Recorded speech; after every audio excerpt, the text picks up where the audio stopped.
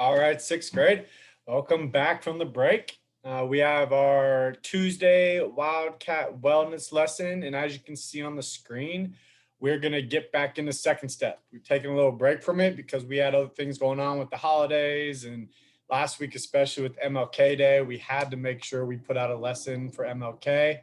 But now we're going to get back into second step. So as you come into homeroom, as you're waiting for this lesson to start, we would ask that you take out a piece of paper and pencil so that you can write some things down as we go through this lesson. But before we get into it, students, I just want to take a moment to welcome you all back to school. And hopefully everyone took, a few minutes at least yesterday to just be appreciative of everything that we have.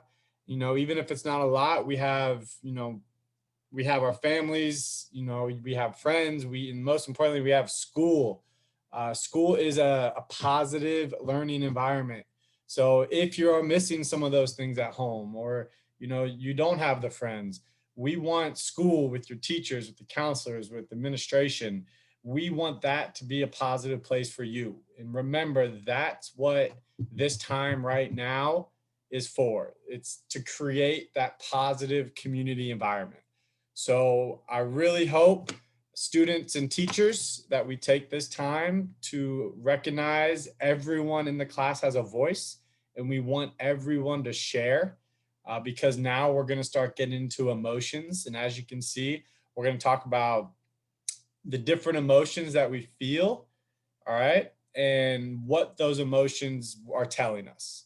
And I think some of it, but we want to make sure, as we go through this year, that the counselors are giving students things to really think about more than just schoolwork. And I know teachers want that too. We want y'all to be thinking about everything going on in your life and how it's affecting you. So with that said, we'll get into it. I do not have a special background today, but this is the Atlanta Hawks Arena, which at the time of filming this, I have it on in the background over there. They're playing today on a special MLK Day, and they actually have special MLK jerseys on, which is cool for me. But we'll get into this lesson. Teachers, there's a lot in this lesson that asks for student feedback. So I will prompt you when to pause, but this will be a lesson, it seems, that has more student interaction than maybe the previous ones. But either way, let's get into it. So here we go for the warm-up. Teachers, you can pause me. I think it might be best. 60-second timer to write down every emotion you can think of.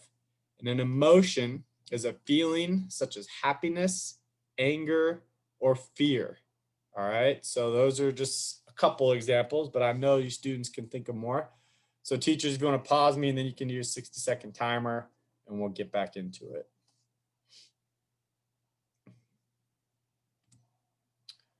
Okay, so now that we have that big list of emotions, if teachers, you could have a few students share, and then students, as other students share, you can check them off your list.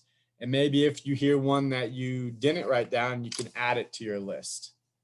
All right. But I will continue on to, we have 3 scenarios, okay? So these next 3 slides are different scenarios.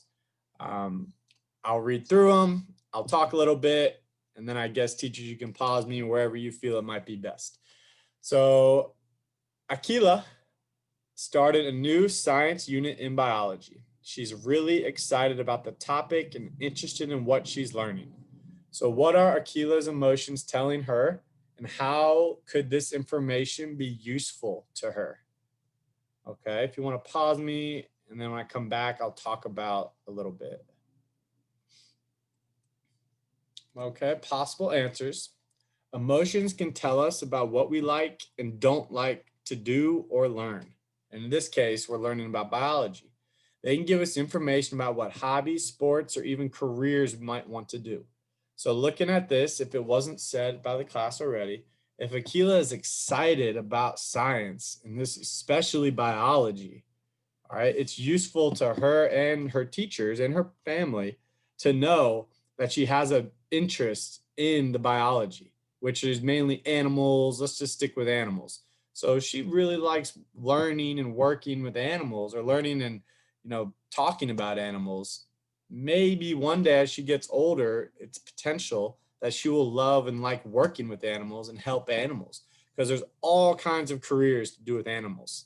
It's not just the zoo or, the kennel down the street. There's all types of nonprofits where you can really help people.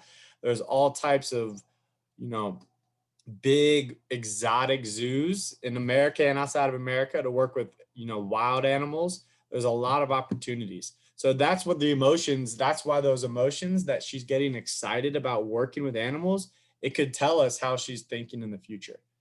So emotions can tell us a lot. So I will go to the next one. David recently had a conversation with a new kid at summer camp. When he thinks about the conversation, he feels happy. He has a lot in common with this person and wants to get to know them better. What are David's emotions telling him? How could this information be useful? So if you want to pause me, have the students talk, and then I'll throw in some words in a second. All right. So emotions can tell us about people we like to be around. They can give us information about who we want to have as friends, who we want to date.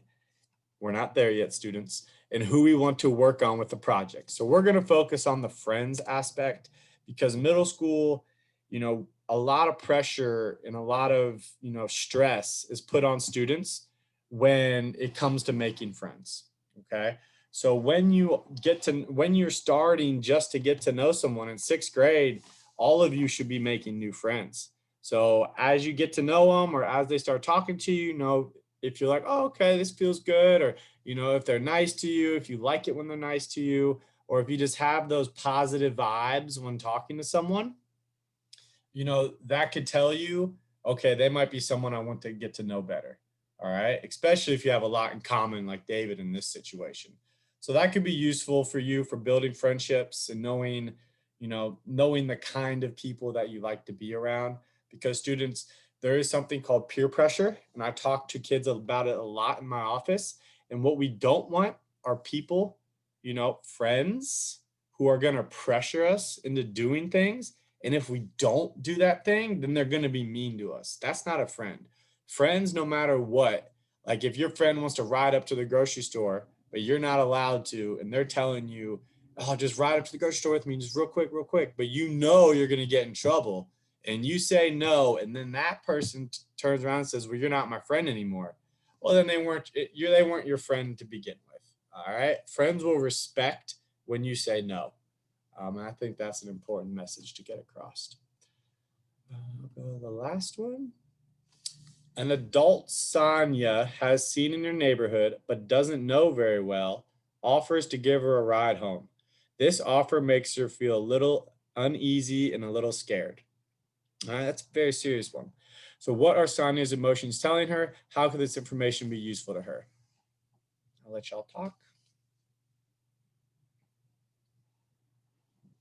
All right. Hopefully, all the students, agreed that if an adult is making you feel uneasy and uncomfortable and especially scared, then you need to find someone else to help you.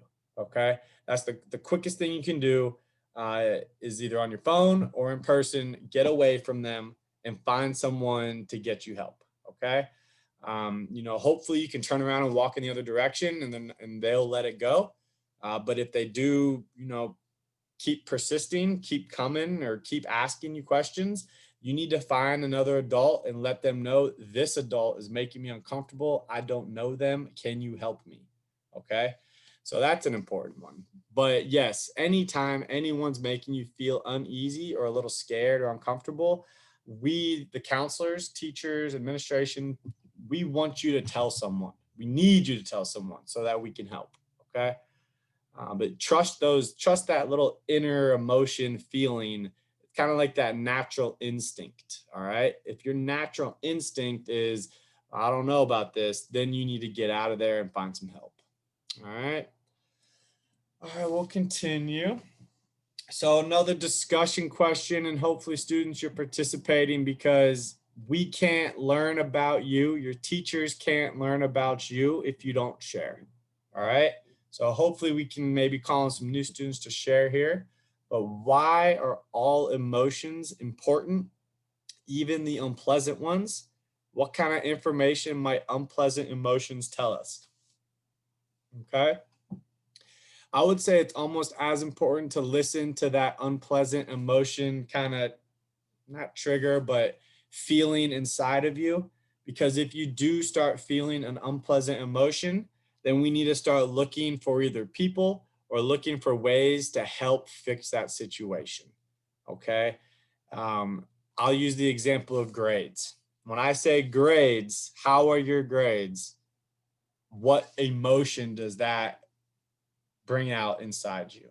Okay. And if those emotions, when I ask, how are your grades, are kind of sad, you know, not feeling confident, just down kind of emotion, then we need to work on that. We need to find the right way to help you, whether it's extra study sessions, whether it's communicating with teachers, communicating with classmates. We need to figure something out so that you are more confident and feel better about your grades. All right. And that's just one example. And there's hundreds of examples. Maybe your teachers have some as well. Okay, last thing is think about a time when you didn't listen to your emotions. All right. So let's just sit back. All right. Think about a time when you didn't listen to your emotions. It is kind of a hard question, but what happened? What emotions did you feel? What do you think your emotions were trying to tell you? And what could you have done differently if you had listened to your emotions? All right.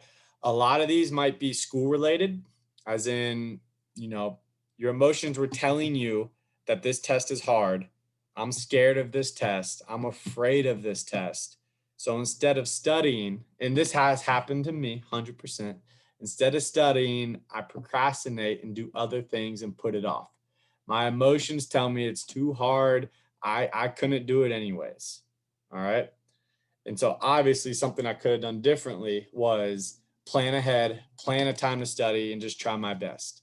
Okay. That's one example with school. This is a little bit harder to think about, but I think if we give it a little time, teachers and students, you can come up with some examples.